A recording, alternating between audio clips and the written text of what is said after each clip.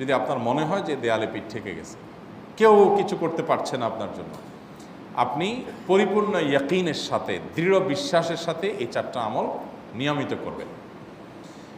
এবং আমি বহু মানুষকে পার্সোনালি এটার পরামর্শ দিয়েছি, ওনারা আমল করেছেন, আমল করে উপকৃত হয়েছেন। এরকম বহু মানুষ আছেন, বৃদ্ধ মানুষ, বাবা ক্যান্সারে আক্রান্ত হয়েছেন অনেক দেরিতে, আল্লাহ তাআলা অলৌকিকভাবে সাহায্য করেছেন।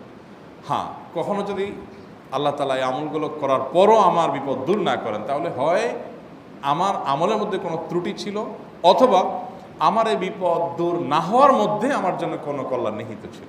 আল্লাহ তাআলা আমার দোয়া কবুল করে যে উপকার হতো তার চাইতে বেটার কিছু হয়তো আমাকে দিবেন, এই ইয়াকিন একজন ইমানদারের থাকবে। সে 4টা আমলের 1 নম্বর হলো ইস্তেগফারের আমল।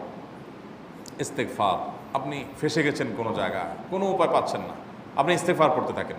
আস্তাগফিরুল্লাহ ওয়া আতুবু ইলাইহি, আস্তাগফিরুল্লাহ ওয়া আতুবু ইলাইহি, আস্তাগফিরুল্লাহ ওয়া আতুবু ইলাইহি, আস্তাগফিরুল্লাহ, আস্তাগফিরুল্লাহ, আস্তাগফিরুল্লাহাল্লাযী লা ইলাহা ইল্লা হুয়াল হাইয়ুল কাইয়্যুম ওয়া আতুবু ইলাইহি ওয়া লা হাওলা ওয়া লা কুওয়াতা ইল্লা বিল্লাহ।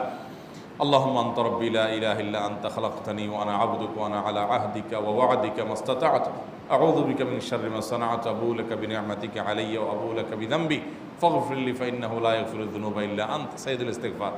এভাবে যে কোনো ইস্তেগফার করতে থাকেন, আপনি বেশি বেশি করে আল্লাহর কাছে ইস্তেগফার, ক্ষমা প্রার্থনা করতে থাকেন, খুব বেশি। আপনার 2 ঠোঁটে অনবরত আপনি চাইতে থাকেন আল্লাহর কাছে ক্ষমা। এই ইস্তেগফার সম্পর্কে নবী করিম সাল্লাল্লাহু আলাইহি ওয়াসাল্লাম বলেছেন, মাল্লাজিমাল ইস্তেগফার, যে ব্যক্তি ইস্তেগফারকে আঁকড়ে ধরবে, আঁকড়ে ধরা মানে কি, এটা ছাড়বে না, সে পড়তেই থাকবে অনবরত। টয়লেটে যাওয়ার সময়টা, ঘুমের সময়টা, খাওয়ার সময়টা বাদে, অবসর নামাজের সময়টা বাদে, বাকি সারাক্ষণ সে ইস্তেগফার করবে। এরকম যদি কেউ করে, আল্লাহ রাব্বুল আলামিন জাআলাল্লাহু লাহু মিন কুল্লি হাম্মিন ফারাজা ওয়া মিন কুল্লি যিকিন মাখরাজা, সকল পেরেশানি থেকে, সকল টেনশন থেকে বের হওয়ার পথ আল্লাহ তাআলা অলৌকিকভাবে তার জন্য আবিষ্কার করে দিবেন। এবং আমি আমার জীবনে যেটা বলেছিলাম, বিস্তারিত বলতে চাই না, এরকম পরিস্থিতি আসছে যে চোখের সামনে কোনো আপাতত রক্ষার কোনো পথ আর খোলা নেই, এমন ভয়াবহ বিপদ।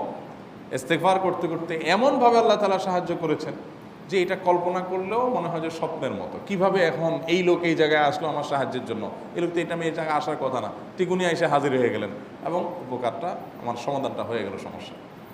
তো আলহামদুলিল্লাহ, বহুবার আমি পরীক্ষা করেছি, আর আমার পরীক্ষার 2 পয়সার দাম নাই। হাদিসে বলা আছে, গ্যারান্টি দেওয়া আছে, আমার পরীক্ষা করলেই কি না করলেই কি। তাহলে একটা আমল হলো কি, ইস্তেগফার। সব সময়ের জন্য এটা কন্টিনিউয়াস করবেন, আর এমনিও অবসর সময় ইস্তেগফার করবেন।